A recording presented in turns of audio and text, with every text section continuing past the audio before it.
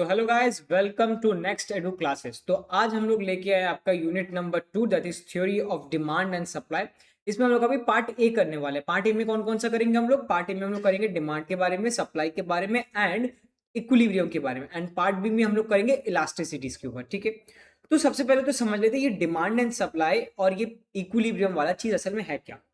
तो पहले एक तो सिनेरियो बना लेते हैं माइंड में कि जब भी हम लोग एक बाजार में जाते हैं, कभी भी आपने सोचा होगा कि जो अनियंस है, उसका पोटैटो है, ये सब का प्राइस कैसे हम लोग डिटरमाइन करते हैं। कि आप गए सब्जी वाले के पास, उससे आपने पूछा कि भैया अनियन का दाम कितना है, वो बोले 30 रुपया किलो, 35 रुपया kilo. Same same thing goes with potato में। पोटैटो में आप तो बोला 20 रुपया किलो, 30 रुपया किलो। बट ये जो प्राइस एक्चुअली में है, ये कैसे आता है? और ये भी आपने कभी सोचा है कि अगर आप जो बाजार है, बाजार में मोर और लेस सबका जो प्राइस है सेम ही रहता है। कि अनियन का दाम बाजू वाला में भी पास को जो है, उसके बाजू में भी वही मिलता है। क्या मतलब कि एक जन जो अनियन बेच रहा है वो भी 30 रुपया का बेच रहा है, थोड़ा सा दूर जाने के बाद कोई और अनियन बेच रहा है, वो भी 30 रुपया का बेच रहा है, दोनों 30 रुपया का ही बेचता है। थोड़ा सा फर्क हो सकता है 1-2 रुपया का, या फिर आप जिसको जानते हो आप उसी के पास से खरीदते हो। बट ओवरऑल सिनेरियो में अगर आप देखो कि मोरलेस अनियंस का दाम एक जगह पे ना सेम ही रहता है। तो ये सब भैया क्यों होता है? तो ये आता है हम लोग का theory of demand and supply में। तो ये देखो, सबसे पहले हम लोग ने क्या सिनेरियो लिया? नंबर 1 सिनेरियो था हम लोग का एक बाजार बाजार था। अब देखो इस बाजार में होता क्या है, ये बाजार क्या है? बाजार में अनियन या फिर कोई भी प्रोडक्ट का, कोई भी सब्जी का बहुत सारे सेलर्स होते हैं, हाँ या ना? कि एक सब्जी का सिर्फ एक ही सेलर होता है कि एक बाजार में एक सब्जी का बहुत सारे सेलर्स होते हैं? आप खुद बताओ कि अनियन सिर्फ बाजार में एक ही जन बेचता है कि बहुत जन बेचता है? बहुत जन बेचता है। तो बाजार में क्या होता है? मैनी सेलर्स होता है। ठीक है, अच्छा, अब ये भी बताओ एक बाजार में सिर्फ एक जन खरीदता है कि जो पूरा एरिया का लोग है वहां से बाजार से खरीदता है? पूरा एरिया का लोग उस बाजार से ही तो खरीदता है या ना?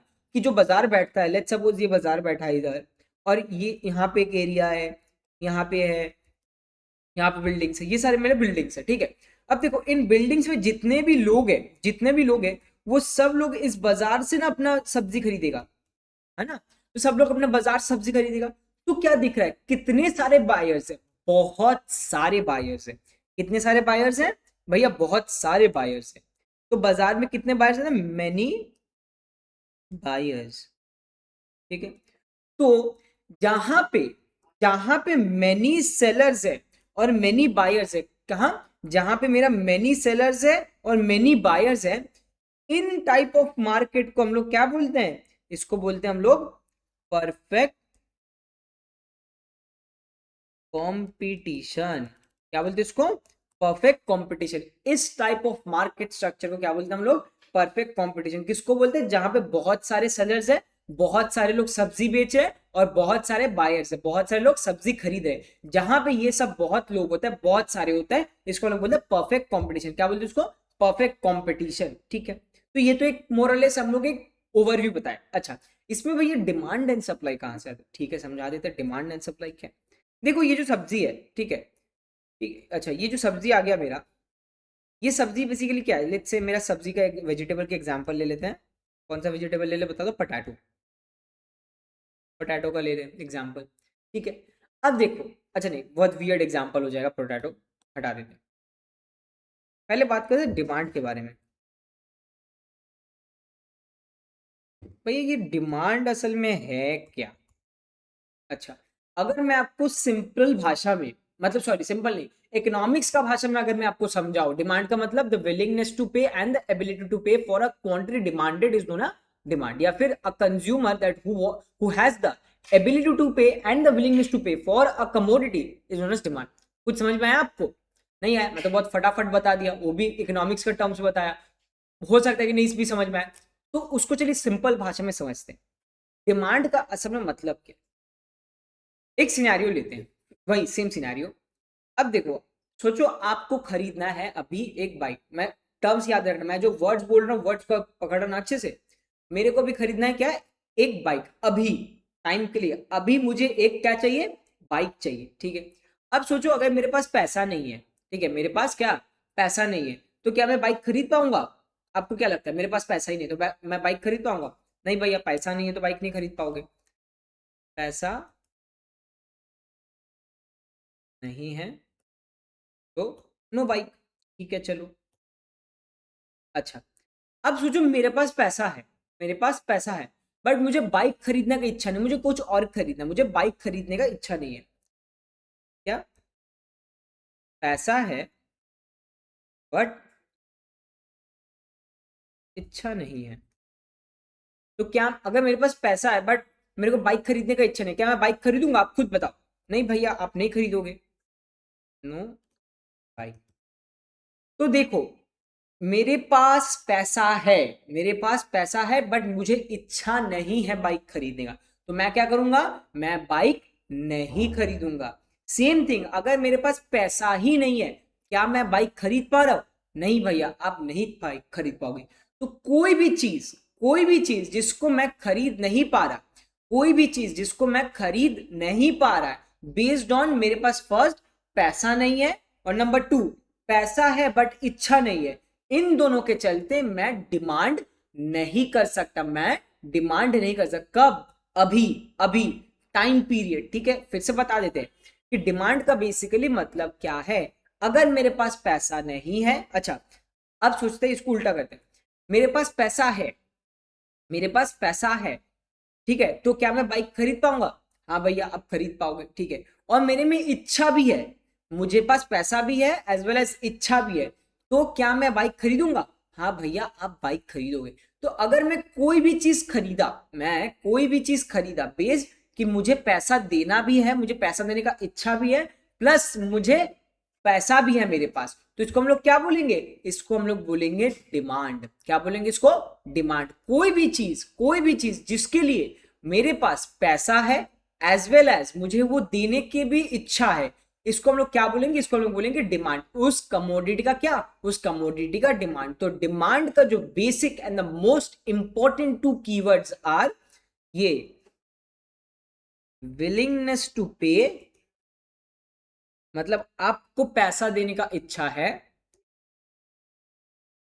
एंड एबिलिटी टू पे।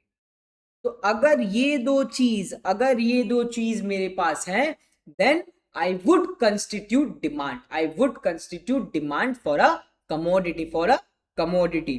तो डिमांड क्या है देखते हैं। कहाँ गया, कहाँ गया? चलिए यहाँ पे देखते हैं डिमांड हम लोग का पीडीएफ में।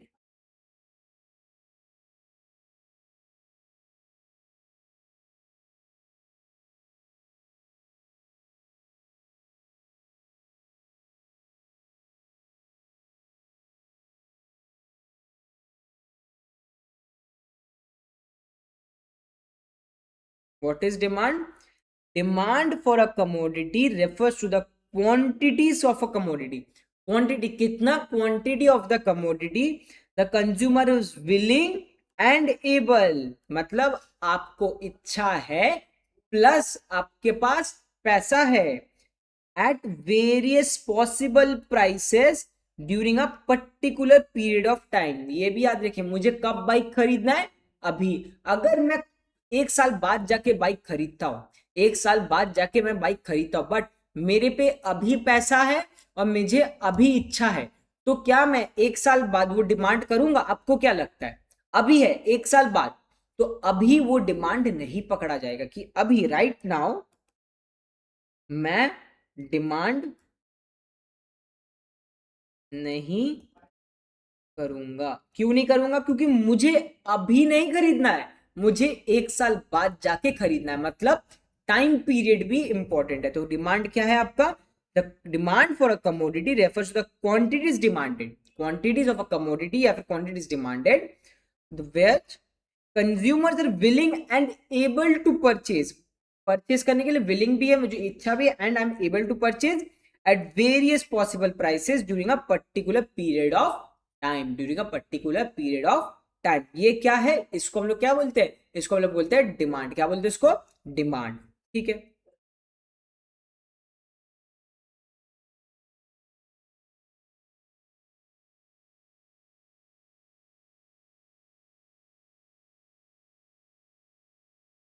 अब चलते हैं डिमांड कर्व के ऊपर, डिमांड कर्व के ऊपर। अच्छा, थोड़ा थोड़ा आप लोग ना मेरे साथ साथ लिखते जाओ, कोई कोई मैं ना आपको डेफिनेशन देते जाऊंगा, वो बहुत इंपॉर्टेंट है डेफिनेशंस। यहाँ पे सबसे एक इंपॉर्टेंट डेफिनेशन लिख लीजिए, क्वांटिटी डिमांडेड, इसका क्या मतलब है पहले लिख लेते हैं फिर समझाते हैं। The amount of a good that a consumer is willing and able to buy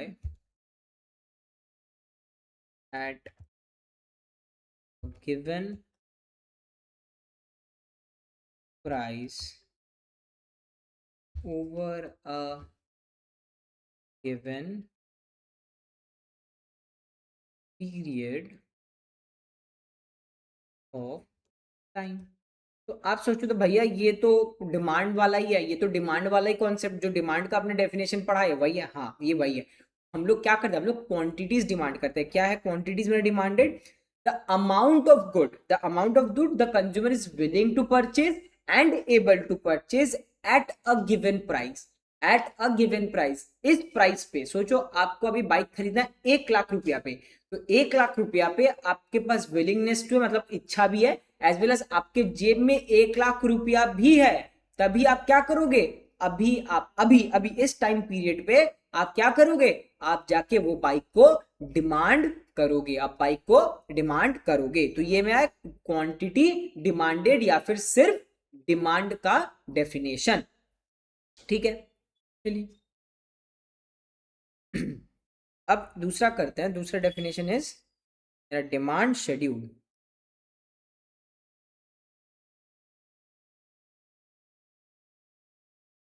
demand schedule for an individual, मतलब एक बंदा या फिर बंदी के लिए क्या है मेरा डिमांड शेड्यूल, डिमांड शेड्यूल। तो थोड़ा सा ना डिमांड शेड्यूल के बारे में बता, देखो हम लोगों ने क्या बोला कि प्राइस पे, एक देखो डिमांड क्या है, अमाउंट ऑफ गुड, कितना अमाउंट ऑफ गुड आप खरीदने वाले हो एट अ गिवन प्राइस। ठीक है, सो जो 5 रुपया पे आपने बोला भैया मुझे 5 रुपया में लेना है 10 ठो, फिर मैंने आपको बोला 6 रुपये में आपको कितना लेना है, आप बोलेगे भैया 6 रुपये में लूंगा 4 ठो, फिर 3 रुपया में कितना फिर 7 रुपये में कितना लेना है 3 ठो, ऐसे करते करते आप देख रहे हो जैसे जैसे प्राइस बढ़ रहा है क्वांटिटीज डिमांडेड भी कम रहा है। ये एक लॉ है, वो लॉ हम बताएंगे, बट समझ लीजिए पहले कि जहां पे एक टेबल के द्वारा, टेबल मतलब एक टेबल मतलब ऐसे एक टेबल मैंने बनाया। अच्छा ये टेबल कैसा है, किसके लिए, एक जन के लिए, सिर्फ और सिर्फ एक जन, मैं, आप, आपके फैमिली, आपके फ्रेंड्स, उनके लिए, सिर्फ एक जन के लिए जो टेबल है उसको हम बोलेंगे डिमांड शेड्यूल। क्या बोलेंगे, प्राइस, और ये हो गया आपका क्वांटिटी। ठीक है, जब प्राइस 10 है तो अच्छा नहीं 10 नहीं, ठीक है 10 ही का, प्राइस 10 है, तब आप बोल रहे हो भैया मुझे एक लेना है, कितना लेना है, कितना खरीदना है आपको, एक खरीदना है, या फिर आप कितना डिमांड करोगे, आप एक डिमांड करोगे।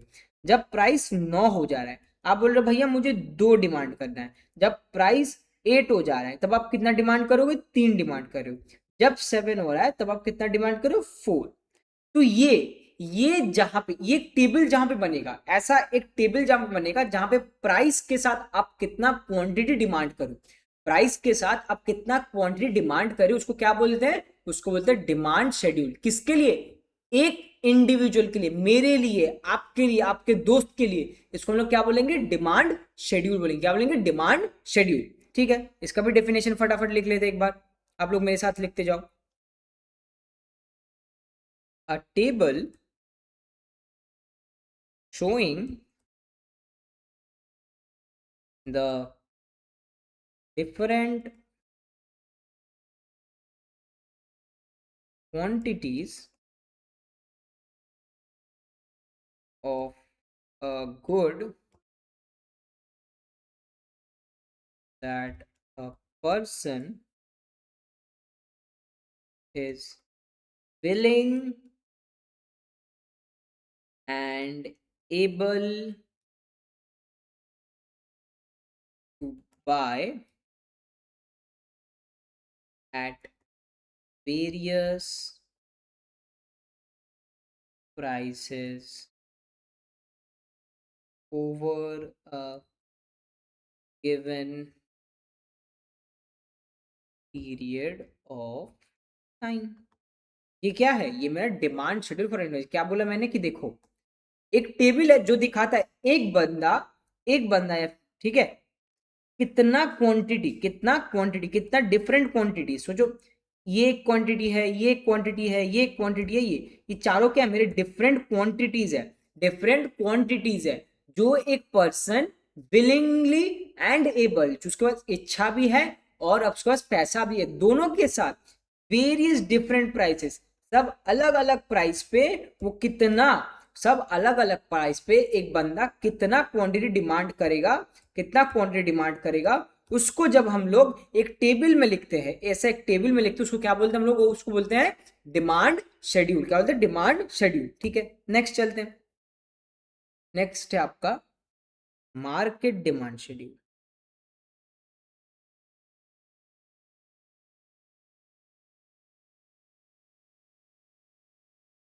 देखो, सबसे पहले हम लोगों ने किसका एग्जाम्पल लेते हैं? एक सब्जी मंडी का।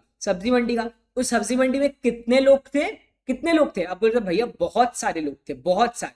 तो जब जब हम लोग सब इंडिविजुअल लोग को, मैं, आप, आपके दोस्त, आपके फैमिली मेंबर्स, आपके रिलेटिव, इन सब का जब मैं ऐड करूंगा, क्या, various various quantities at various different prices. तो क्या मतलब कि आप बोल रहे हो भैया मैं 10 रुपया में एक खरीदने वाला हूँ, ठीक है, 10 रुपया में एक खरीदने वाला हूँ। मैं बोल रहा हूँ ठीक है, मैं 10 रुपया में कितना खरीदूंगा? दो खरीदूंगा। आपके बाजू वाला बोलता है 10 रुपया में तीन खरीदूंगा। तो लेट्स सपोज हम तीनों ही मार्केट में रहते हैं, हम तीनों ही मार्केट में बाई करते हैं। क्या करते हैं? मार्केट में हम तीनों ही बाई करते हैं। तो मार्केट डिमांड क्या है? मार्केट डिमांड का मतलब है हम तीनों का demand at various different price. तो 10 रुपए में आपने एक खरीदा, मैंने दो खरीदा, किसी और ने तीन खरीदा, तो टोटल कितना हुआ? 6। तो 10 रुपया में कितना बेचा गया या फिर कितना डिमांड हुआ मार्केट से? मार्केट में 10 रुपए में 6 आपका डिमांड हुआ। कितना डिमांड हुआ? 6। तो मार्केट डिमांड क्या है? मार्केट डिमांड का मतलब इंडिविजुअल डिमांड को जब मैं ऐड करूंगा, इंडिविजुअल मतलब देखो, इस प्राइस पे मैं बोल रहा हूं 10 रुपए का प्राइस पे आपने खरीदा 1, मैं खरीद रहा हूं 2 और कोई और खरीद रहा है 3। तो 10 रुपया में आपने 1 खरीदा, मैंने 2 खरीदा, या फिर आपने 1 डिमांड किया, मैंने 2 डिमांड किया और किसी ने 3 डिमांड किया। तो ये तीनों को जब मैं ऐड करूंगा तो टोटल कितना हुआ? 6 आया। तो 10 रुपीज में कितना डिमांड हुआ? 6 डिमांड हुआ भैया। तो इसको हम लोग बोलेंगे market demand schedule. Individual demand को जब मैं ऐड करूंगा, I get what? I get my market demand schedule. ठीक है, चलिए इसको लिख लेते फटाफट। सेम लिखना है। A table showing the different total. देखिए आप कौन सा लिख लिया? मैंने टोटल लिखा है, और यहाँ पे क्या था? Different quantities of a good that a person, uh मतलब सिंगुलर, और यहाँ पे a table showing different total quantities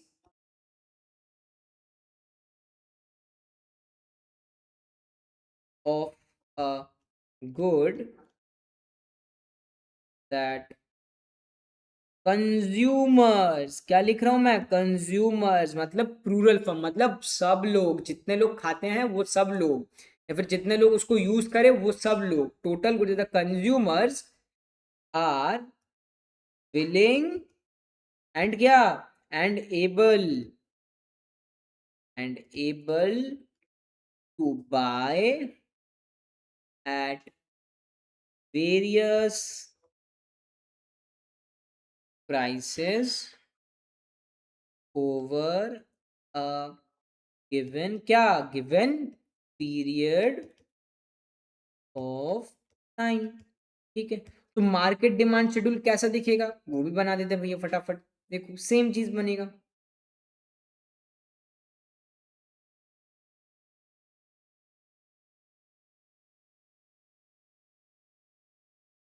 ये है प्राइस, है एक जन का क्वांटिटी, ये है दूसरा जन का क्वांटिटी, और तीसरा आपका मार्केट। तो ये हो गया मेरा प्राइस,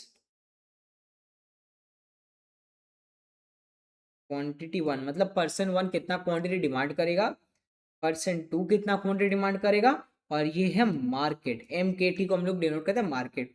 तो फिर से वही 10, 10 में क्वांटिटी वन है 1 और 2, मतलब पर्सन वन एक डिमांड करेगा, पर्सन टू कितना डिमांड करे 2, फिर 9। ठीक है, प्राइस कम गया। अच्छा अब वो 2 डिमांड कर रहा है, ये डिमांड कर रहा है 4। ठीक है, फिर आपका प्राइस हो गया 8, ये 3 डिमांड कर रहा है, ये कर रहा है 6, और ये कितना 7। तो प्राइस जब 7 हो गया, बोल रहा भैया मैं 4 डिमांड करूंगा, और ये कर रहा है 8 डिमांड, कितना 8। तो मार्केट डिमांड क्या होगा, इस प्राइस मतलब 10 में टोटल कितना डिमांड किया गया है, टोटल कितना डिमांड किया है। तो पर्सन वन एक डिमांड किया है, और पर्सन टू ने कितना डिमांड किया है, 2 डिमांड किया है। तो टोटल कितना डिमांड हुआ, टोटल आपका हुआ 3 डिमांड, टोटल कितना हुआ 3 डिमांड। तो 9 में कितना टोटल डिमांड हुआ, 4 प्लस 2 दैट इज 6, 8 में 6 प्लस 3 दैट इज 9, और 7 पे 8 प्लस 4 दैट इज 12। तो जो रेड वाला है, जो रेड वाला है that is my market demand, market demand schedule. क्यों मार्केट, क्योंकि यहां पे total quantities that the consumers total कितना क्वांटिटीज डिमांड कर रहे हैं at various different prices, at various different prices को क्या बोलेंगे, इसको बोलेंगे मार्केट डिमांड शेड्यूल। क्या बोलेंगे, मार्केट डिमांड शेड्यूल। ठीक है, ये तो डिमांड शेड्यूल हो गया भैया, डिमांड हो गया। अब चलते हैं मेन पार्ट। ठीक है, इसको जब इस टेबल वाला चीज को देखो, आप देखो ये जो टेबल वाला चीज है, ठीक है, टेबल वाला चीज को जब मैं एक डायग्राम में, जब मैं एक डायग्राम दिखाता हूं, टेबल वाला चीज को जब मैं एक डायग्राम के थ्रू आपको दिखाता हूं कि किस प्राइस पे कितना क्वांटिटी आप डिमांड कर रहे हो, उसको हम लोग बोलते हैं डिमांड कर्व। उसको क्या बोलते हैं, डिमांड कर्व। कि देखो समझो मेरा बात, आराम से समझना, कि अगर मैं आपको बोलूं कि भैया देखो, तो इस जैसे कि ये तो चलो छोटा सा एग्जांपल है मेरा, कि सब्जी मंडी का ही लेते हैं, सब्जी मंडी का। ठीक है, एक सब्जी मंडी में बहुत लोग रहते हैं। ठीक है, अब बहुत लोग का टोटल मार्केट डिमांड निकालना भी तो थोड़ा सा दिक्कत दे सकता है ना, हाँ कि ना, कि सोचो यहाँ पे तो 2 जन है, मार्केट में तो बहुत लोग होता है, 10 15 20 30 लोग जाता है, ठीक है, उससे भी ज्यादा लोग भी जाते हैं मार्केट में। तो उन लोग का सबको मैं कॉलम में लिखता जाऊंगा, फिर उनको मैं ऐड करूंगा, फिर आपको वो दिखाऊंगा, तो थोड़ा सा तो मतलब कंबरसम हो गया, थोड़ा सा तो हार्ड लग रहा है ना, बहुत बड़ा टेबल बनेगा। तो उसी को जब हम लोग एक डायग्राम में दिखाते हैं, इस बड़ा से टेबल को जब मैं एक डायग्राम में दिखाता हूं, वो मेरे लिए क्या होता है, इजी होता है। क्यों इजी होता है वो दिखाते हैं अभी। ठीक है,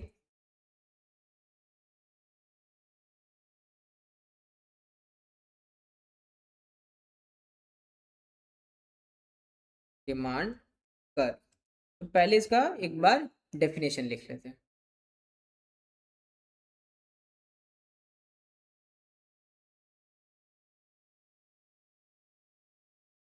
a graph sorry,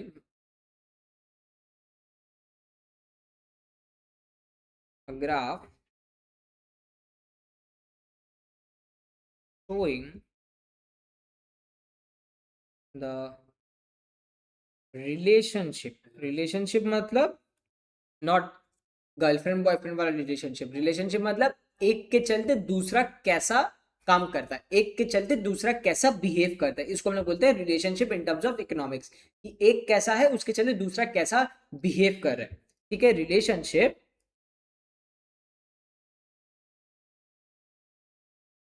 between price of a good and the quantity of the good demanded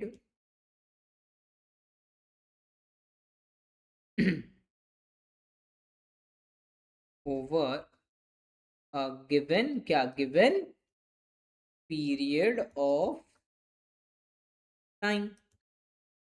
ठीक है, ये है क्या मेरा डिमांड कर्व, क्या है, the graph showing relationship between price and the quantity of a good at a given period of time. ठीक है, तो सबसे पहले करते हैं individual, number one, individual demand curve. ठीक है, अब देखो इंडिविजुअल का क्या मतलब, चलो इसी को, ये जो टेबल है मेरा, इस टेबल को मैं ग्राफ में प्लॉट करता हूँ। ठीक है, अच्छा आई होप आपको पता है कि ग्राफ कैसे चलता है। देखो ग्राफ ऐसे चलता है, इस ग्राफ में ऐसा होता है, एक्स एक्सिस और वाई एक्सिस है ना, तो वाई एक्सिस जो ऊपर का वर्टिकल एक्सिस, इसमें लिखेंगे हम लोग क्या, प्राइस को लिखेंगे, प्राइस को, और इसको लिखेंगे हम लोग क्या, क्वांटिटी। ठीक है, चलो ठीक है। अब देखो तो भैया जब प्राइस 10 था, अच्छा यहाँ पे, जब भैया प्राइस 10 था तब कितना क्वांटिटी आप डिमांड कर रहे थे, आप डिमांड कर रहे थे 1। ठीक है, चलो लेट्स से, अच्छा ये जीरो है, ठीक है ये जीरो है, तो इस तरफ जाने से आपका बढ़ता है, क्या बढ़ता है, क्वांटिटी बढ़ेगा, और ऊपर जाने से आपका क्या बढ़ेगा, क्वांटिटी, प्राइस बढ़ेगा, मतलब 1 2 3 4 5 6 7 8 करके बढ़ता जाएगा ऊपर, और यहाँ से 1 2 3 4 5 6 7 8 करके बढ़ता जाएगा क्या, क्वांटिटी। ठीक है, तो 10 है, 10 को लोग यहाँ पे पकड़ेंगे 10। ठीक है, तो 10 पे आप कितना क्वांटिटी डिमांड कर रहे थे भैया, 1 कर रहे थे। अच्छा, अब देखो जब मैं इन दोनों लाइन को, ये पॉइंट को और ये पॉइंट को मैं ज्वाइन करूंगा, ठीक है, मतलब ये वाला पॉइंट आया, हाँ भैया ये वाला पॉइंट आया, ठीक है। अब नेक्स्ट है आपका 9 रुपीज पे, 9 रुपीज पे आपने कितना डिमांड किया था भैया, 2 डिमांड किया गया था हमसे, एक बंदा जो था इंडिविजुअल 2 डिमांड किया, ठीक है। फिर कितना आया आपका भैया, 8, 8 पे आपने कितना डिमांड किया था भैया, 3 मैंने डिमांड किया था। और भैया लास्ट में 7 पे आपने कितना डिमांड किया था, 7 पे भैया मैंने 4 डिमांड किया था। ठीक है, चलिए अब इन सबको ना मैं इस लाइन से पॉइंट्स को मैं दिखाता हूँ कि 9 पे ये वाला पॉइंट, फिर 8 पे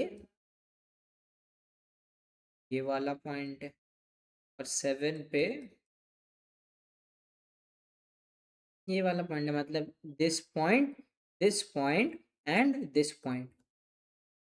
तो ये जो लाइन है जो इन सारा पॉइंट्स को टच करता है, देखो जो इन सारा लाइंस को क्या टच कर रहा है, ये जो लाइन है, इस लाइन को क्या बोलेंगे, इसको हम बोलेंगे डिमांड, डीडी कर्व, जिसको बोलते हैं डिमांड कर्व। तो अब देखो इससे अगर मैं ये रेड लाइन को अगर आप हटा दो, ठीक है, इन सारे रेड लाइंस को अगर मैं हटा देता हूं तब कैसा दिखेगा, आप खुद ही देखो तो, ये अच्छा दिख रहा है कि नहीं, आप खुद बताना। मैं इन सब, जब मैं इन सारा लाइंस को हटा देता हूँ,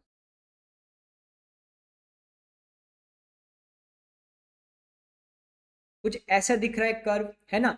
तो अगर मैं आपको बोलूं, अगर मैं आपसे पूछूं कि भैया 10 रुपीज में कितना आपने डिमांड किया, तो आप इजीली देख के बता सकते हो कि भैया 10 रुपीज में इतना डिमांड हुआ था, 10 रुपीज दिया था, यहाँ पे टच हो रहा है, और ये कहाँ गया, ये पॉइंट पे, तो हम लोग को क्या देख रहे हैं, 10 रुपीज आप कितना डिमांड किए थे, 1। फिर जैसे 9 रुपीज हुआ आपने कितना डिमांड किया, 2। फिर जैसे 8 हुआ आपने कितना डिमांड किया, 3। फिर जैसे 7 हुआ आपने कितना डिमांड किया, 4। तो आप देख पा रहे हो कि भैया एक ग्राफ से मैं इजीली बता सकता हूं कि कितना मैंने डिमांड किया था, कितना मैंने डिमांड किया था। इसको क्या बोलेंगे, इसको बोलेंगे हम लोग का डिमांड कर्व। तो क्या लिखा है, अ ग्राफ, एक ग्राफ है जो क्या दिखा, relationship between price and the quantity, price and the quantity of the good at various different prices, इस प्राइस पे ये, इस प्राइस पे ये, इस प्राइस पे ये, वेरियस डिफरेंट प्राइसेस पे वेरियस डिफरेंट क्वांटिटीज का जो रिलेशनशिप है, उसको जब मैं ग्राफ में दिखाता हूं उसको हम लोग क्या बोलते हैं, उसको बोलते हैं हम लोग को एक डिमांड कर्व, एक डिमांड कर्व। ठीक है, चलिए तो इंडिविजुअल का हो गया। अब मार्केट का कैसे आता है ये सोचे, तो देखो मार्केट के बारे में हम लोगों ने क्या बोला था कि भैया मार्केट में क्या होता है कि सबका मैं क्या करता हूं, ऐड करता हूं, कि मार्केट में जितने लोग हैं उन लोगों का जब मैं क्या करूंगा, डिमांड को ऐड करूंगा, तो मुझे क्या मिलेगा, तो मुझे मार्केट डिमांड कर्व मिलेगा, या फिर मार्केट डिमांड शेड्यूल मिलेगा। ठीक है, चलो इसी को ही हम लोग करते हैं, यहाँ पे करते हैं फटाफट।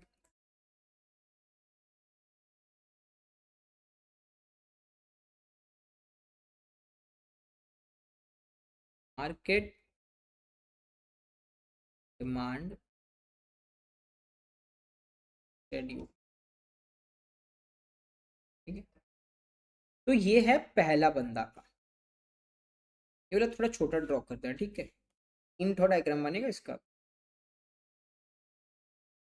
ये है आपका प्राइस, ये हो गया मेरा क्वांटिटी।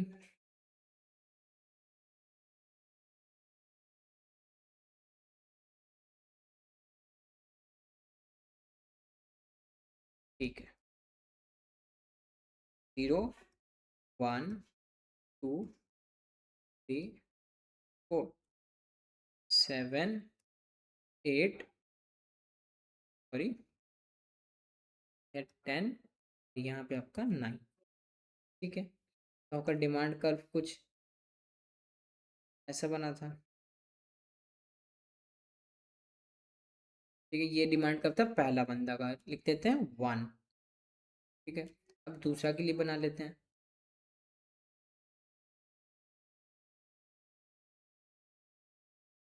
ये है प्राइस, ये है आपका क्वांटिटी, ये है 0। अब देखो यहाँ पे क्या करना है, ये वाला थोड़ा सा बड़ा बनेगा, क्यों? क्योंकि भैया यहाँ पे तो देखो तो 2 2 करके बना था ना, ये देखो 2 4 6, तो सेम मेरे को यूनिट्स, यहाँ पे अगर मैं यूनिट्स को 1 2 करके डिफरेंट करता हूँ तो यहाँ पे भी सेम लेते हैं, 1 2 3 4, बड़ा हो जाएगा। ठीक, बड़ा हो जाएगा, कोई दिक्कत नहीं है, वोंट बी एन इशू। आप लोग इसको 2 4 6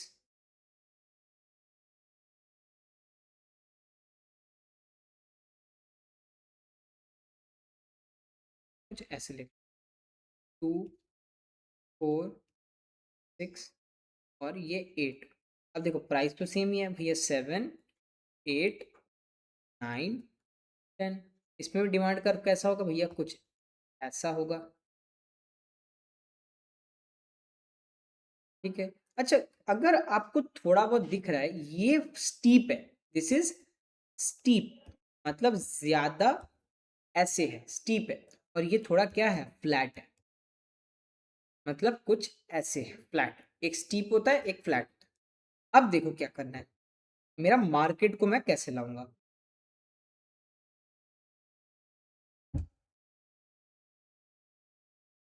अच्छे समझना आप लोग, ठीक है। ये है आपका प्राइस, ये है मेरा क्या, क्वांटिटी। प्राइस तो सेम ही है मार्केट में, 7 8 9 10। ठीक है, चल खुद बता भैया, 7 पे 10 पे ये कितना डिमांड कर रहा है भैया, 1। और ये 10 पे कितना डिमांड कर रहा है, 2। ठीक है, तो 10 पे ये 1 डिमांड किया और ये कितना डिमांड किया, 2। दोनों जन कितना डिमांड किया, 2। तो जब मैं ये इसको और इसको मैं ऐड करता हूँ, मैं तो ऐड किया ना 1 + 2, 1 + 2 ऐड करके 3 आया, तो यहाँ पे भी 1 + 2 ऐड करके यहाँ पे आ गया लेट्स से 3।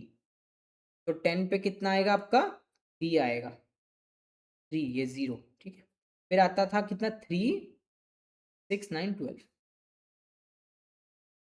फिर आता है 6, फिर आता है 9, फिर आता है, मैंने ये टेबल से दिखा, ठीक है, टेबल से, कंफ्यूजन ना आपको। अच्छा ठीक है, 10 पे 3 आया, ठीक है, चलो 10 पे 3 करते हैं। ठीक है, अब देखो 9 पे कितना आया भैया, 9 पे यहाँ पे तो था 2, और यहाँ पे भैया 9 पे था 4, तो 9 पे टोटल कितना हुआ, 4 + 2 6। ठीक है भैया, 6 करते हैं फटाफट। 9 और 6 कहाँ पे पॉइंट आ रहा है, ये वाला पॉइंट। ठीक है, फिर देखो भैया 8 पे पहला बंदा ने किया था 3 डिमांड, और इसने 8 पे डिमांड किया था, अच्छा ऐसे होगा 6 डिमांड। ठीक है, कितना हो गया, 9। ठीक है, 8 पे 9 डिमांड कर रहा है।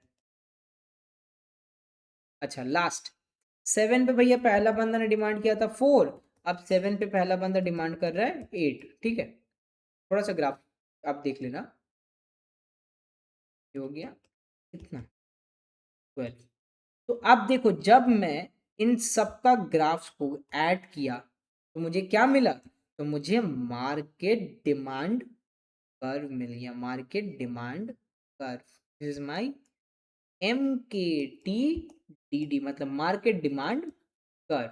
And it is very important कि देखो ये क्या हुआ, इसको हम लोग बोलेंगे हॉरिजॉन्टल समेशन, ये 2 ये MKT। Very important point, what we did was horizontal summation of individual demand curve. देखो हॉरिजॉन्टल समेशन का क्या मतलब है कि हॉरिजॉन्टल में 10 रुपीज में ये वाला एक डिस्टेंस है ना, ये डिस्टेंस, और 10 रुपीज में ये डिस्टेंस। तो इस डिस्टेंस को और इस डिस्टेंस को, ये वाला 10 रुपीज में पहला वाला का ये डिस्टेंस और दूसरा वाला का ये डिस्टेंस, इन दोनों डिस्टेंस को जब मैंने ऐड किया आई गेट दिस डिस्टेंस। समझे कि 10 से जो कर्व का ये डिस्टेंस है और दूसरा का 10 से जो कर्व का ये डिस्टेंस है, इन दोनों का डिस्टेंस को जब मैंने ऐड किया आई गेट ये वाला डिस्टेंस। तो इसीलिए इसीलिए हम लोग बोलते हैं हॉरिजॉन्टल समेशन ऑफ, ये इसको हॉरिजॉन्टल समेशन, ये डिस्टेंस हॉरिजॉन्टल, ये भी डिस्टेंस हॉरिजॉन्टल, तो दोनों का जो हॉरिजॉन्टल समेशन है उससे मुझे क्या मिलता है, उससे मुझे मिलता है मेरा मार्केट डिमांड कर्व। तो horizontal summation of individual demand curves gives me my market demand curve, gives me my market demand curve। ठीक है, चलिए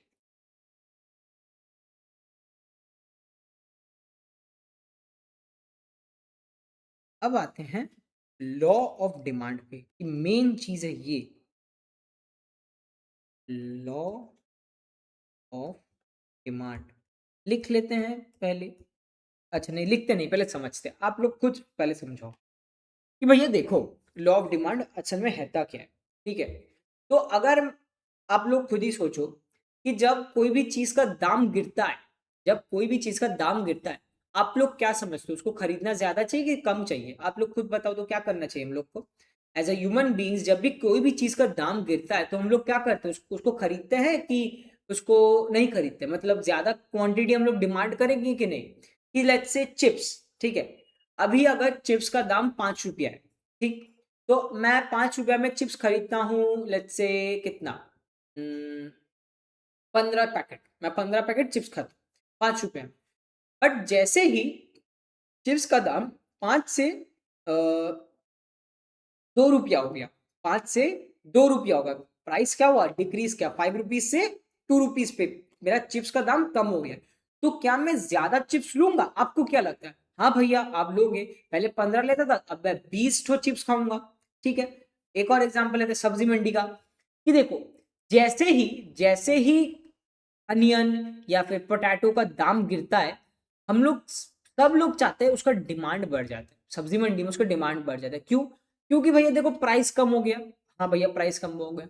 अब सोचो जिसके पास एबिलिटी टू पे नहीं था, मतलब जिसके पास पैसा नहीं था, कि जब पहले अनियंस का दाम 30 रुपया था, जब पहले 30 रुपया था, तो जिसके पास 30 रुपया नहीं था, क्या वो 1 किलो का अनियन खरीद सकता है? आप खुद बोलो भैया नहीं खरीद सकता है। तो क्या वो डिमांड कर रहा है? नहीं कर रहा है डिमांड, क्योंकि उसके पास एबिलिटी टू पे नहीं था। और जैसे ही प्राइस घट गया 30 रुपया से, अब चलो प्राइस हो गया 20 रुपया का, और जिस बंदा के पास पहले 30 रुपया देने का क्षमता नहीं था, उसके पास 20 रुपया देने का क्षमता है। ठीक है, 20 रुपया देने का क्षमता है। तो जैसे ही 20 रुपया देने का क्षमता हुआ, मतलब एबिलिटी टू पे है उसके पास, तो क्या वो डिमांड करेगा? हाँ भैया वो डिमांड करेगा। तो आप क्या देख रहे हो कि पहले जो आदमी डिमांड नहीं कर रहा था, जैसे ही प्राइस डिक्रीज हो गया वो भी डिमांड करने लग गया, वो भी डिमांड करने लग गया। ठीक है, ये हो गया। ये किसके लिए बोल रहे थे? मार्केट के लिए बोल रहे हैं, जो जहां बहुत सारे लोग हैं।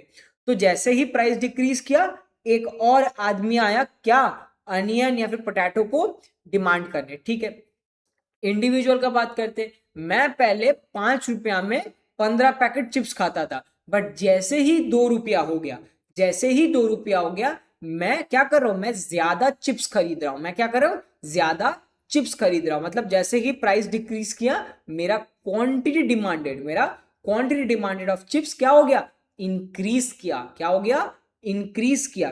तो ये जो है, ये जो उल्टा रिलेशनशिप है, क्या, प्राइस कम हो रहा है, डिमांड बढ़ रहा है, प्राइस डिक्रीज हो रहा है, प्राइस इंक्रीज हो रहा है, डिमांड डिक्रीज हो रहा है। देखो उल्टा एक रिलेशनशिप है यहाँ पे, देखो तो कौन सा?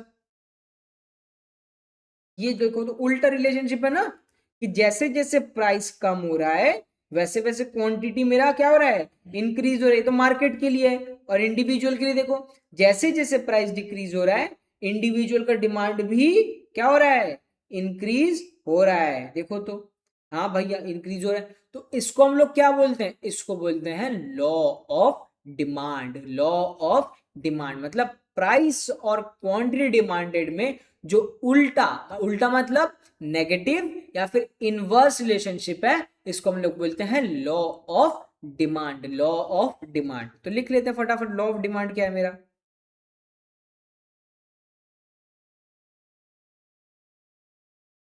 The quantity demanded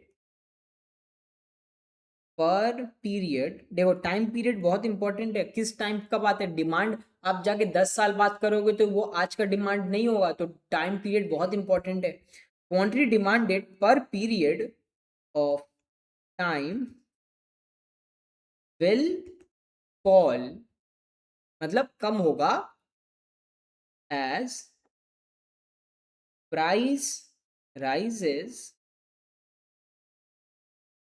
and will rise as price falls, comma, other things remaining constant, मतलब ceteris ceteris। देखो तो ये होता है मेरा लॉ ऑफ डिमांड। क्या बोलता है लॉ ऑफ डिमांड, कि as the quantity demanded per period time will fall, मतलब कम होगा कब, जब प्राइस बढ़ेगा। और बढ़ेगा क्या, क्वांटिटी डिमांडेड बढ़ेगा जैसे मेरा प्राइस कम होगा, प्राइस कम होगा। तो देखो डिमांड, आपका जो डिमांड कर्व है उसमें भैया सेम ही चीज दिख रहा है, कि जैसे जैसे प्राइस कम हो रहा है डिमांड वैसे वैसे कम हो रहा है, बढ़ रहा है। तो देखो एक नेगेटिव रिलेशनशिप, मतलब डाउनवर्ड स्लोपिंग कर्व है, एक डाउनवर्ड स्लोपिंग कर्व है। और जैसे जैसे प्राइस बढ़ रहा है क्वांटिटी डिमांडेड भी क्या हो रहा है, डिक्रीज कर रहा है, डिक्रीज कर रहा है। इसको हम लोग बोलते हैं क्या, इसको बोलते हैं लॉ ऑफ डिमांड। तो ये लोग तो हम लोग खुद भी देखते हैं कि जैसे ही प्राइस कम होता है, गोल्ड का देख लीजिए, गोल्ड का जैसे ही प्राइस कम होता है बहुत लोग डिमांड करने लग जाता है, बट जैसे ही गोल्ड का प्राइस बढ़ जाता है लोग उसको कम डिमांड करने लग जाते हैं। लोग क्या करते हैं, कम डिमांड करने लग जाता है। तो ये होता है प्राइस और क्वांटिटी डिमांडेड का जो रिलेशनशिप है, इसको हम लोग क्या बोलते हैं, इसको बोलते हैं लॉ ऑफ डिमांड। क्या बोलते हैं, लॉ ऑफ डिमांड। ठीक है,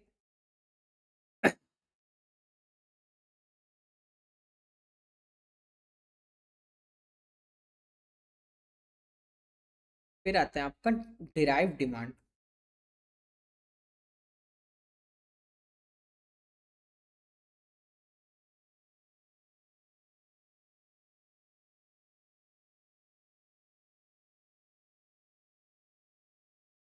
डिराइव डिमांड क्या, अब सोचो, गाड़ी, गाड़ी का डिमांड बढ़ गया, कार, ठीक है, कार का डिमांड बड़ा है।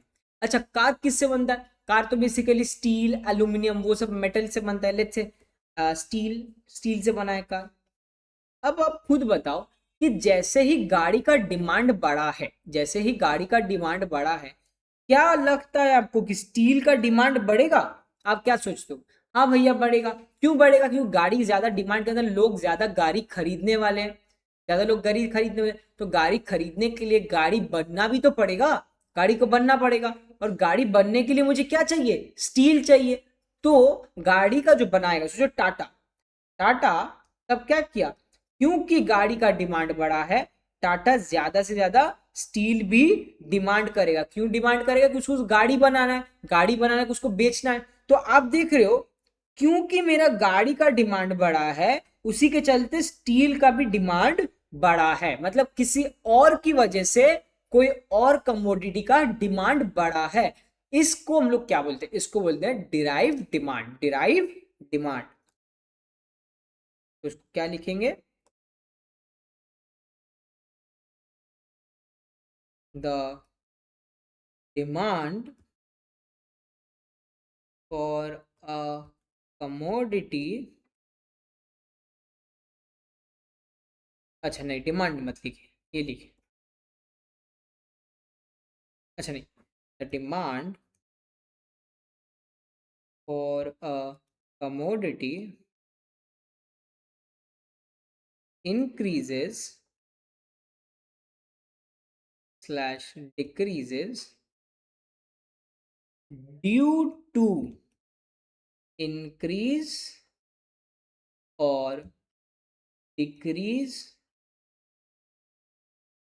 of some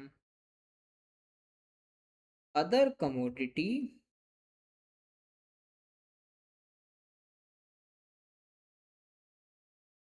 is known as derived demand. ठीक है, इसको क्या बोलते हैं, इसको बोलते हैं डिराइव डिमांड। किसको, कि गाड़ी का डिमांड बढ़ा है, उसी के चलते आपका स्टील का भी डिमांड बढ़ा है, इसको क्या बोलेंगे, डिराइव डिमांड, इसको क्या बोलेंगे, डिराइव डिमांड। ठीक है, चलिए नेक्स्ट आता है आपका demand function.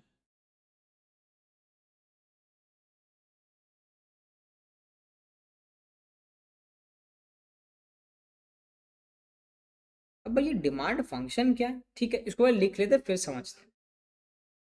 An equation which shows the mathematical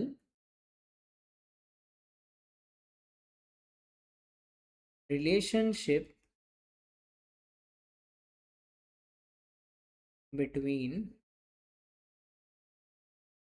the quantity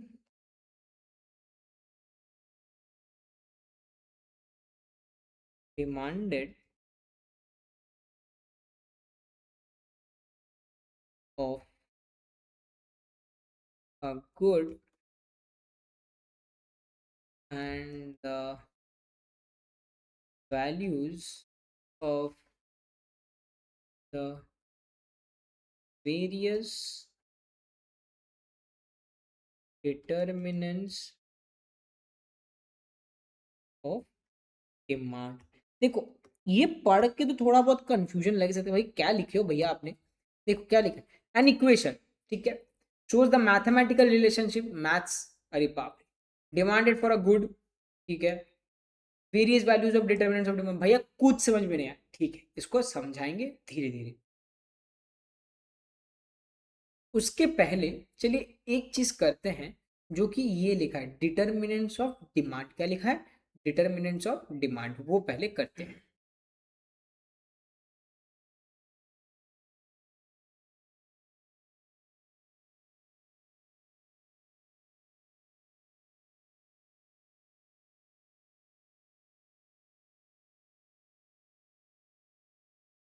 देखो सबसे पहले तो ये समझना इंपॉर्टेंट है भैया, डिटर्मिनेंट का क्या मतलब है, कि प्राइस एक डिटर्मिनेंट है डिमांड का। क्या मतलब, प्राइस के चलते मैं कितना क्वांटिटी डिमांड करूंगा, एक रिलेशनशिप है कि प्राइस के चलते मैं कितना क्वांटिटी डिमांड करूंगा एक रिलेशनशिप में। अच्छा ये तो एक प्राइस हो गया, तो प्राइस क्या है, डिमांड कितना होगा वो प्राइस डिटरमाइन करता है। कौन डिटरमाइन करता है, प्राइस, कितना डिमांड होगा कौन डिटरमाइन करेगा, प्राइस, अगर प्राइस बढ़ा तो डिमांड क्या होगा, कम होगा, प्राइस कमा तो डिमांड क्या होगा आपका, बढ़ेगा, ये तो प्राइस हो।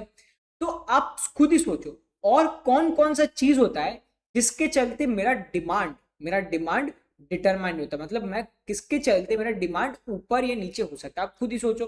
क्या हो सकता है, क्या पता, इनकम हो सकता है, इनकम, कि अगर मेरा, अब खुद ही हो, अगर मेरा इनकम बढ़ा तो आपको क्या लगता है डिमांड क्या होगा, बढ़ेगा कि कमेगा, क्या लगता है आपको, भैया बढ़ना तो चाहिए डिमांड, क्योंकि मेरे पास ज्यादा पैसा है तो मैं ज्यादा डिमांड करूंगा, ठीक है, एक हो गया।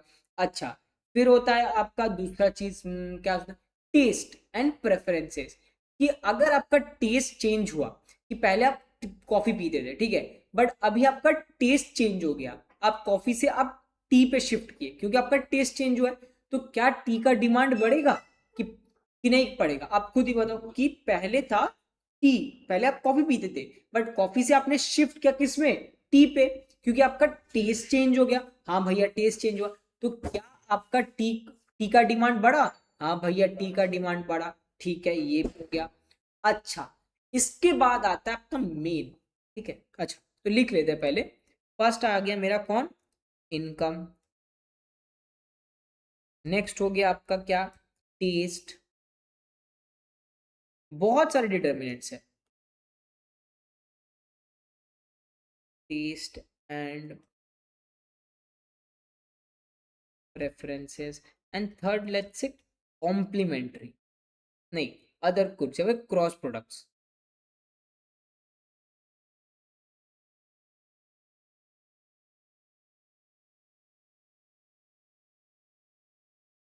क्रॉस प्रोडक्ट्स में दो टाइप का होता है, सब्सटीट्यूट और दूसरा होता है मेरा कॉम्प्लीमेंट्री।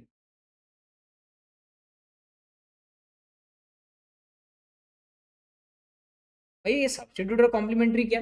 सब्सटीट्यूट का क्या मतलब होता है? ठीक है, अब खुद बताओ तो क्या टी एंड कॉफी सब्सटीट्यूट है? हाँ भैया सब्सटीट्यूट। दोनों तो क्या करते, दोनों एक ही काम करता है, कैफीन हिट कराता है मेरे को। ठीक है, दोनों का काम सेम है। तो क्या टी और कॉफी सब्सटीट्यूट है? कि आपको टी पसंद है तो किसमें चेंज करो? घर पे अगर चाय नहीं है तो आप क्या बोलते हो मम्मी को, मम्मी कॉफी बना दो। या फिर उल्टा भी होता है, भैया कॉफी आप पीते हो बट अभी कॉफी का खत्म हो गया तो आप क्या पियोगे? ठीक है मम्मी, आपके साथ मैं चाय ही पी लेता हूँ। ठीक है, ये सब्सटीट्यूट हो गया कि शाम को मैंने कॉफी हटा के क्या पीने लग गया? टी पीने लग गया। ठीक है, कॉम्प्लीमेंट्री क्या होता है? कॉम्प्लीमेंट्री मतलब ब्रेड बटर।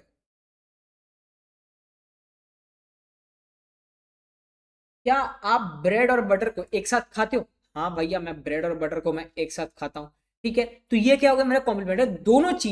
दोनों चीज एक साथ जाता है उसको हम लोग क्या बोलते हैं? Complementary goods. और दोनों चीज जो अलग अलग जाते हैं उसको बोलते हैं क्या? Substitute goods. तो लिख लेते हैं फटाफट, क्या है इसका डेफिनेशन यहाँ पर।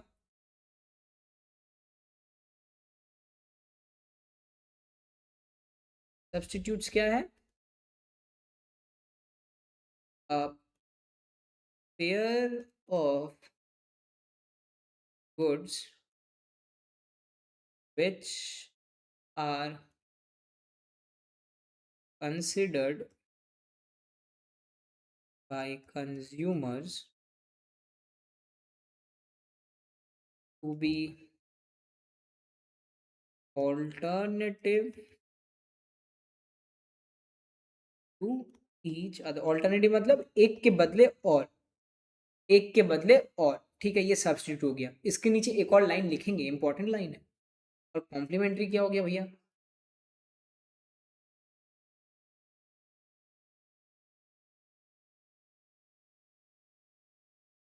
पेयर मतलब एक और एक, मतलब दो होना चाहिए, पेयर होना चाहिए। Pair of goods consumed together, तो इसको क्या बोलते हैं? कॉम्प्लीमेंट। दो चीज एक साथ। अच्छा, अब आप थोड़ा सा खुद से सोच लें, अगर कॉफी का प्राइस बढ़ गया, कि आप पहले एक दुकान पे जाके चाय पीते थे, ठीक है, तब दुकान वाला ने क्या कि देख रहा है कि भाई कॉफी सब लोग पीता है, या फिर ठीक है तो क्या काम करते, एक ना काम करते हैं, कॉफी का दाम मैं बढ़ा देता हूँ। क्या करता हूँ? कॉफी का दाम मैंने क्या किया, मैंने कॉफी का दाम इंक्रीज कर दिया। Price of coffee has increase. तो जैसे ही प्राइस ऑफ कॉफी इंक्रीज किया है, टी का प्राइस सेम है, टी का प्राइस सेम है, तो आप क्या करोगे? क्या आप टी पे शिफ्ट करोगे, हाँ या ना? खुद से सोचो तो, कि हाँ भैया टी का दाम तो पहले जैसा ही है, कॉफी अभी क्या हो गया? एक्सपेंसिव हो गया। कॉफी क्या हो गया? एक्सपेंसिव हो गया। क्यों? क्योंकि कॉफी का प्राइस बढ़ चुका है। ठीक है, तो आप क्या करोगे? टी डिमांड करोगे। क्या करोगे? टी डिमांड करोगे। ठीक है, क्योंकि कॉफी का दाम बढ़ा है तो आप शिफ्ट किए किस पे? टी पे। तो टी का डिमांड बढ़ेगा, तो इसको क्या बोलते हैं? Substitute goods. क्या बोलते हैं? Substitute goods. तो क्या लिखते हैं? As the price of one goes up, the demand for other goes up। तो इसको क्या बोलते हैं, जैसे ही कॉफी का दाम बढ़ा डिमांड फॉर टी बढ़ गया। उल्टा भी उसे, जैसे ही टी का प्राइस बढ़ा कॉफी का डिमांड क्या होगा, कॉफी का डिमांड बढ़ जाएगा, क्या होगा, बढ़ जाएगा। ठीक है, ये हो गया अच्छा कॉम्प्लीमेंट्री देखो, दोनों एक साथ चलता है, दोनों एक साथ चलता है। तो जैसे ही बटर का दाम बढ़ा, जैसे ही बटर का दाम बढ़ा, क्या आप ब्रेड एंड बटर खाना पसंद करोगे? आप ब्रेड एंड बटर, पहले आप ब्रेड एंड बटर खाते थे 10 रुपया, ठीक है, चलो 10 रुपया का जो होता नहीं है, बट ठीक है 10 रुपया होता है। बट अभी ब्रेड एंड बटर का दाम बढ़ गया, क्या दाम बढ़ के हो गया 25 रुपया, एकदम बहुत ज्यादा, क्योंकि बटर का दाम बढ़ा, क्योंकि बटर का दाम बढ़ा। तो क्या आप ब्रेड एंड बटर खाओगे? आप बोलोगे नहीं भैया 25 रुपया दे के तो मैं ब्रेड एंड बटर नहीं खाऊंगा, मैं कुछ और खाऊंगा, कचौड़ी सब्जी खा लूंगा उससे बेटर। तो बटर ब्रेड का डिमांड डिक्रीज करेगा, ब्रेड का डिमांड डिक्रीज करेगा। तो क्या हुआ कॉम्प्लीमेंट्री, अगर price of one increases demand for the other decreases. इसको क्या बोलते हैं, इसको बोलते हैं कॉम्प्लीमेंट्री गुड्स। क्या बोलते हैं, कॉम्प्लीमेंट्री गुड्स। तो क्या लिखना है, as price of one goes up, the demand for both, दोनों का ही। अगर प्राइस बढ़ा तो बटर का डिमांड कमेगा, हाँ भैया कमेगा, ब्रेड का डिमांड कमेगा, हाँ भैया कमेगा, क्योंकि दोनों को मैं एक साथ खाता हूं। The demand for goods, sorry goods not God, goods will fall.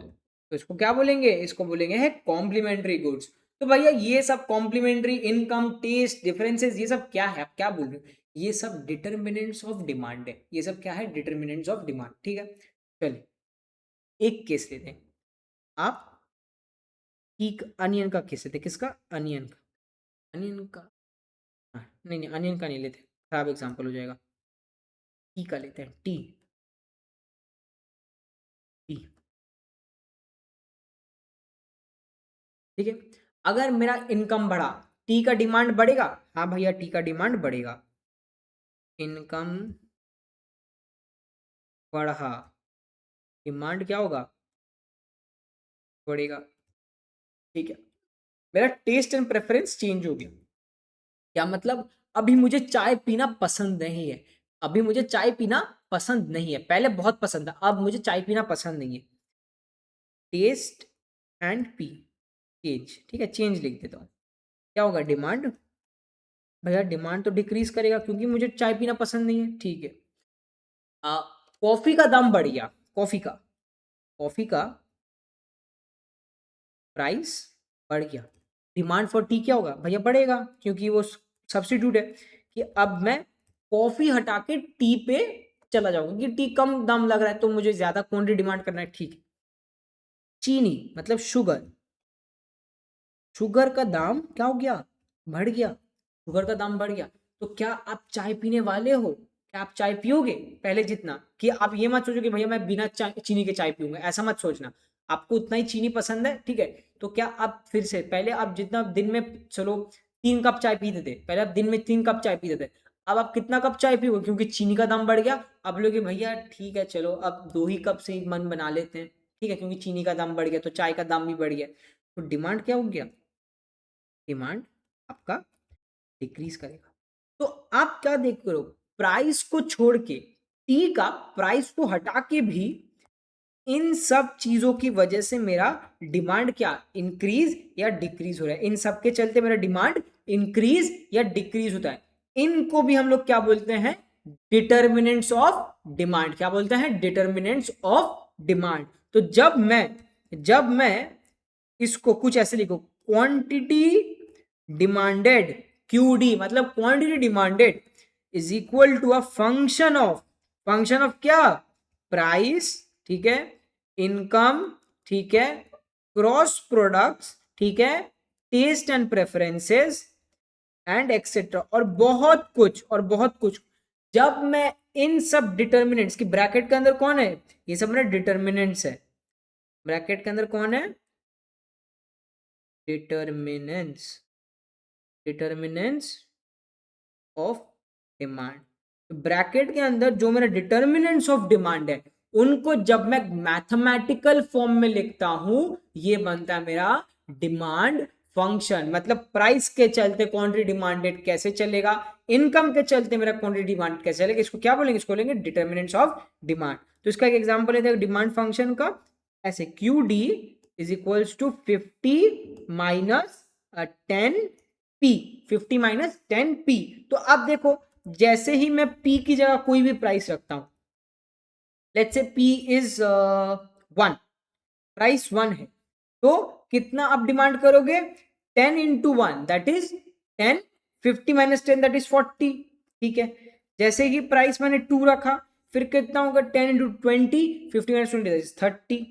ठीक है, फिर जैसे ही 3 रखा, ठीक है प्राइस, तो आप कितना डिमांड करोगे भैया 20, 4 रखने से 10 और 5 रखने से 0। तो आप क्या देख रहे हो कि जैसे जैसे मैं प्राइस को इंक्रीज कर रहा हूं, क्वांटिटी डिमांडेड मेरा क्या होगा, डिक्रीज कर रहा है। तो इसको हम लोग क्या बोलेंगे, एक डिमांड फंक्शन। तो यहां पे पी की जगह मैं आई भी लिख सकता हूं, उसके बाद प्राइस ऑफ मतलब मैं सब्सटीट्यूट्स और कॉम्प्लीमेंट्री भी लिख सकता हूं, टेस्ट एंड प्रेफरेंस भी लिख सकता हूं। तो ये सब, ये जो मैथमेटिकल फंक्शन है, इसको हम लोग क्या बोलते हैं, इसको बोलते हैं हम लोग डिमांड फंक्शन। क्या बोलते हैं इसको, डिमांड फंक्शन बोलते हैं। ठीक है, अच्छा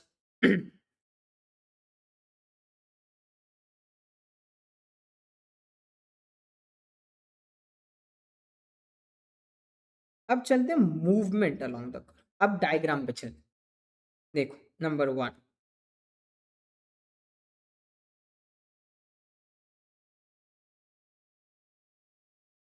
एक है आपका मूवमेंट,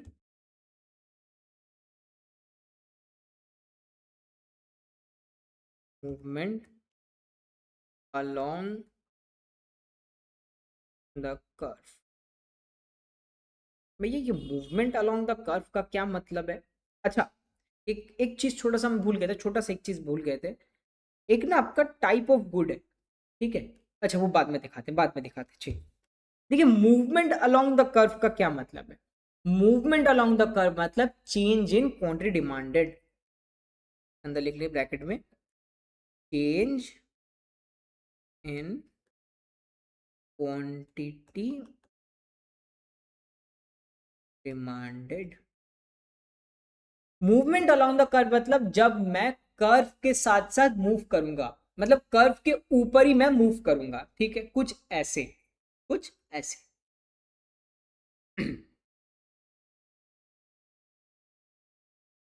हम लोग का वाई एक्सिस पे क्या होगा, वाई एक्सिस पे प्राइस होगा भैया, एक्स एक्सिस पे क्या होगा, क्वांटिटी होगा भैया। ठीक है, ये हो गया 0, यहाँ पे नंबर्स है, और ये हो गया आपका डिमांड कर्व, ये हो गया मेरा डिमांड कर्व। ठीक है, चलिए अब देखो क्या, अब देखो क्या कि जैसे जैसे let's say my price is, same example 7, 8, 9, 10, ये हो गया आपका, रुक जाओ, परफेक्ट,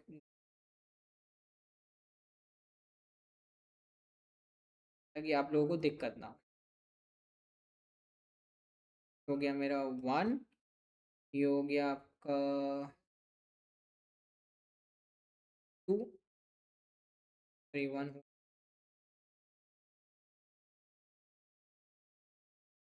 1, 2, 3, ठीक है ऐसे। अच्छा अब देखो क्या मैं बोलने का कोशिश कर रहा हूं कि जैसे जैसे मेरा प्राइस, अच्छा पॉइंट्स पहले देख लेते हैं, ये एक पॉइंट है, फिर आपका ये एक पॉइंट है, फिर आपका ऐसे कुछ एक पॉइंट है, फिर आपका ये एक पॉइंट, ये 4 पॉइंट है, ए बी सी और डी, ए बी सी और डी। ठीक है, अब देखो कि जैसे जैसे मेरा प्राइस इंक्रीज या डिक्रीज करेगा, मैं point A, point B, point C और पॉइंट डी के अंदर ही रहूंगा। क्या मतलब कि जब मेरा प्राइस था 10, मैं था पॉइंट ए पे, ठीक है, जब जैसे ही प्राइस डिक्रीज किया मैं चला गया पॉइंट बी पे, ठीक है, जैसे कि प्राइस 7 हो गया मैं चला गया पॉइंट डी पे। तो आपको ये क्या दिख रहा है, मैं कर्व के ऊपर ही, मैं कर्व के ऊपर ही इस पॉइंट, इस पॉइंट, इस पॉइंट और इस पॉइंट के अंदर ही रहूंगा। मतलब मैं इधर या तो इधर रहूंगा, या तो इधर, या तो इधर, या तो इधर, इन चारों पॉइंट के अंदर ऊपर नीचे मैं मूव करूंगा, है या ना? कि कभी मैं ए में रहा, कभी मैं बी में रहा, कभी मैं सी में रहा, कभी मैं डी में रहा, कि मैं कर्व के ऊपर ही ऊपर नीचे रहूंगा। कब? जबकि ना मेरा प्राइस इंक्रीज या डिक्रीज होगा, जबकि ना मेरा प्राइस इंक्रीज या डिक्रीज होगा। तो ये क्या मतलब? इसको हम लोग बोलेंगे मूवमेंट अलोंग द कर्व। इसको क्या बोलेंगे? Movement along the curve. और मूवमेंट अलोंग द कर्व क्या होता है? When price of the commodity changes. तो मूवमेंट अलोंग द कर्व में हम लोग क्या लिख सकते हैं? यहीं पे लिखते हैं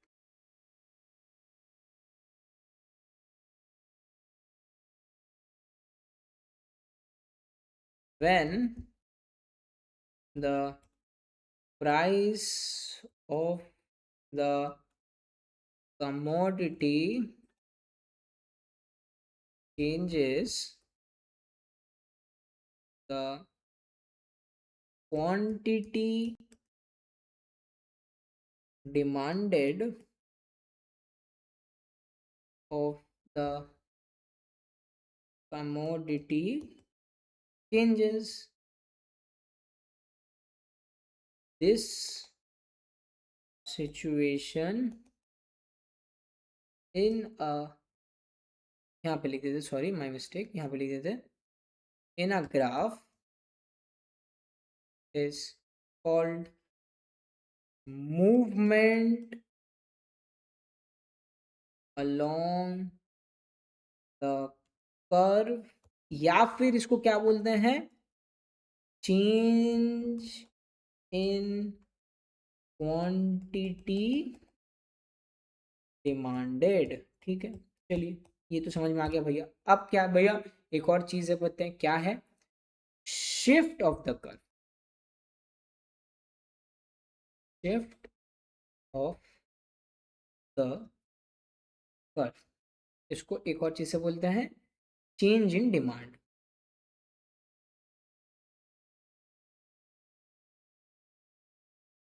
ठीक है, देखो क्या मतलब है मेरा, कि प्राइस के चलते मैं पॉइंट ए बी सी और डी, मैं पॉइंट ए बी सी और डी के अंदर ही रहूंगा। ठीक है, तो उस हिसाब से मेरा पॉइंट बढ़ेगा। अच्छा, बट जैसे ही मेरा इनकम बढ़ा, जैसे ही मेरा इनकम बढ़ा, मैं प्राइस को नहीं चेंज कर रहा हूं, किसको चेंज कर रहा हूं? सिर्फ और सिर्फ इनकम को। तो कैसे करना है डायग्राम? पहले डायग्राम को ड्रॉ करें ताकि इजी हो जाए।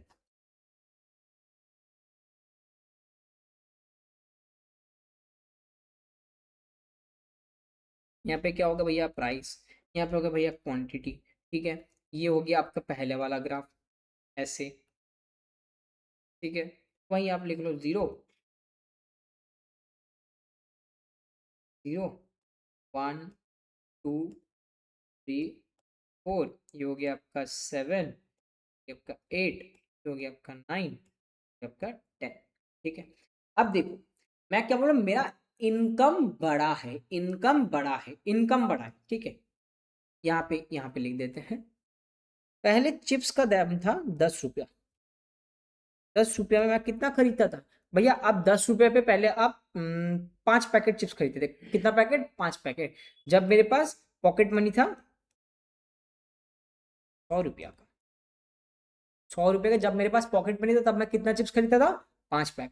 बट जैसे ही मेरा पॉकेट मनी 150 हो गया, मैं कितना पैकेट चिप्स खरीदने लग गया? 10 रुपया पे ही, 10 रुपया पे मैं अब 7 पैकेट चिप्स खरीदने लग गया। कितना पैकेट? 7 पैकेट चिप्स खरीदने लग गया। तो अगर मैं इसी को ही देखूं इस ग्राफ में, तो अगर आप देखो इस हरी, क्या किया मैंने? अच्छा नहीं, स्टेप जंप हो गया। देखते समझते, कि पहले मैं 10 रुपये पे एक packet of let's say chips खरीद रहा हूँ, यहाँ पे एग्जांपल से एक पैकेट ऑफ चिप्स खरीद रहा हूँ। बट जैसे ही मेरा इनकम बढ़ा, अब मैं 10 रुपया पे 2 पैकेट चिप्स खरीदूंगा। 10 रुपये में कितना पैकेट? 2 पैकेट। 9 रुपये में कितना पैकेट? 3 पैकेट। और 8 रुपये में कितना पैकेट? 4 पैकेट। मतलब मेरा एक पैकेट से इंक्रीज करेगा। क्यों इंक्रीज किया? क्योंकि मेरा क्या हुआ, इनकम बढ़ा, प्राइस नहीं चेंज हुआ, सिर्फ और सिर्फ इनकम बढ़ा। तो अगर मैं देखो 10 रुपया पे कितना हुआ, 10 रुपया भैया आप लोगे आप 2 पैकेट, 9 रुपया पे आप कितना लोगे भैया 3 पैकेट, 8 रुपया पे आप कितना लोगे 4 पैकेट। तो जब मैं इन सारा पॉइंट्स को मैं ज्वाइन करूँ एक लाइन से, जो कि हम लोग पहले भी किए हैं, I get another demand curve, मतलब डीडी। ठीक है, क्या हो गया, डिमांड कर्व आया। इसको पहले हटा देता ताकि इजी हो आपको देखने में।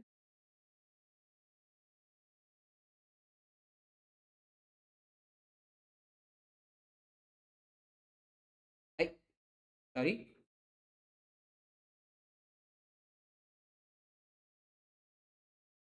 तो क्या देख रहे हैं कि ब्लू से अब मैं रेड की तरफ चला गया, ब्लू से मैं रेड की तरफ चला गया। तो देख रहे हो कि शिफ्ट हो गया, डिमांड ऊपर की तरफ चला गया, कहाँ गया, ऊपर की तरफ चला गया। मतलब ये आपका DD1 हुआ, ये आपका DD2 हुआ। क्यों हुआ, क्योंकि मेरा क्या हुआ, प्राइस बढ़ा, क्योंकि मेरा इनकम चेंज हुआ, इनकम बढ़ा, उसी की वजह से डिमांड भी बढ़ा। तो इसको क्या बोलेंगे, चेंज इन डिमांड। क्या बोलेंगे, चेंज इन डिमांड। की इनकम बढ़ा, इसी के चलते मेरा डिमांड भी बढ़ा। क्या नहीं बढ़ा, प्राइस। प्राइस जैसा था वैसा ही है, प्राइस में कोई चेंज नहीं है। प्राइस को छोड़ के, याद रखिए, प्राइस को छोड़ के, ये देखो, अगर मैं प्राइस को छोड़ के, अगर ये कोई भी चीज, मतलब का इनकम, क्रॉस प्रोडक्ट, टेस्ट, अगर इनमें से कुछ भी आपका चेंज होता है तो आपका शिफ्ट इन कर्व या फिर चेंज इन डिमांड आता है, शिफ्ट इन कर्व या फिर चेंज इन डिमांड आता है। और इन सबको सेम रख के सिर्फ और सिर्फ अगर मेरा प्राइस चेंज होता है तो उसको क्या बोलेंगे, मूवमेंट अलोंग द कर्व। क्या बोलेंगे उसको, मूवमेंट अलोंग द कर्व बोलेंगे। ठीक है, अच्छा यहाँ पे एक चीज जो मैंने भूल गया था, मैंने नहीं बताया आपको, कि अगर अगर याद रखिएगा, अगर आपका इनकम बढ़ा, इसके चलते क्वांटिटी डिमांडेड भी मेरा बढ़ रहा है, तो उसको हम लोग क्या बोलेंगे, उसको बोलेंगे नॉर्मल गुड। क्या बोलेंगे, नॉर्मल गुड। कि कैसे समझाए आपको, नॉर्मल गुड, चावल, चावल नहीं, चावल खराब एग्जांपल हो जाएगा। बाइक गाड़ी, ठीक है, बाइक गाड़ी, जैसे जैसे मेरे इनकम बढ़ता है, क्या मैं ज्यादा से ज्यादा गाड़ी डिमांड करता हूँ, हाँ भैया मुझे देखने में अच्छा लगता है, टोरा बनता है मेरा, ठीक है, क्या बनता है, टोरा बनता है, तो क्या होता है, वो आपका नॉर्मल गुड होता है। और जैसे ही आपका इनकम बढ़ता है, क्वांटिटी डिमांडेड अगर मेरा डिक्रीज करता है, इसको हम लोग बोलते हैं इंफीरियर गुड। क्या बोलते हैं, इंफीरियर गुड। क्या होता है इंफीरियर गुड, इंफीरियर गुड होता है आपका, लेट्स से कम दाम का चॉकलेट। ठीक है, पहले आप खाते थे 2 रुपया का चॉकलेट्स, ठीक है, बट जैसे ही आपका इनकम बढ़ गया, अब आप खाते हो डेयरी मिल्क 10 रुपया का। पहले 2 रुपया का खाते थे, अब 10 रुपया का आप क्या कर रहे हो, डेयरी मिल्क खा रहे हो। तो आपका जो 2 रुपया का जो चॉकलेट था, चॉकलेट्स, उसका तो डिमांड कम हो गया क्योंकि आपका इनकम बढ़ गया। तो ये चॉकलेट्स जो है, ये क्या है, ये मेरा इंफीरियर गुड है। कौन सा गुड है ये इंफीरियर गुड है। तो नॉर्मल गुड क्या है, the income, when the income for the consumer increases, quantity demanded also increases, it is known as normal good. And when the income increases but the quantity demanded of that good decreases, it is known as a inferior good. What is known as inferior good? तो हम लोगों ने अभी क्या पढ़ा, change in demand कब है, जब प्राइस को छोड़ के बाकी सो मेरे डिटर्मिनेंट्स है, इनकम, टेस्ट इन प्रेफरेंसेस, क्रॉस प्रोडक्ट्स, ये सब अगर मेरा चेंज होता है, तब मेरा डिमांड कर्व शिफ्ट होता है ऊपर की तरफ या फिर नीचे की तरफ। अगर मेरा इनकम डिक्रीज होता है तो आपका डिमांड कर्व भी नीचे की तरफ आएगा। इनकम डिक्रीज हुआ, डिमांड कर्व नीचे की तरफ आएगा। इनकम कम हुआ है तो डिमांड भी कम होगा। ठीक है, और अगर मेरा प्राइस सिर्फ और सिर्फ प्राइस चेंज होता है, तब मेरा क्या होता है, मूवमेंट अलोंग द कर्व होता है, मतलब ऐसे जाएगा, सिर्फ और सिर्फ ऐसे। और अगर इनकम, टेस्ट इन प्रेफरेंसेस, क्रॉस प्रोडक्ट होता है तो ऊपर जाएगा जब वो बढ़ेगा और नीचे आएगा जब वो कमेगा। तो इसको क्या बोलते हैं, ये होता है मूवमेंट ऑफ द कर्व, और ये है मेरा shift along the curve, shift along the curve. तो इससे यहां तक था आपका क्या, यहां तक आपका पूरा डिमांड खत्म हो चुका है। डिमांड से इससे ज्यादा और कुछ नहीं आएगा। This is your complete demand theory. पूरा जो डिमांड थ्योरी है ये यहाँ पे आपका कंप्लीट हो चुका है। ठीक है, चलिए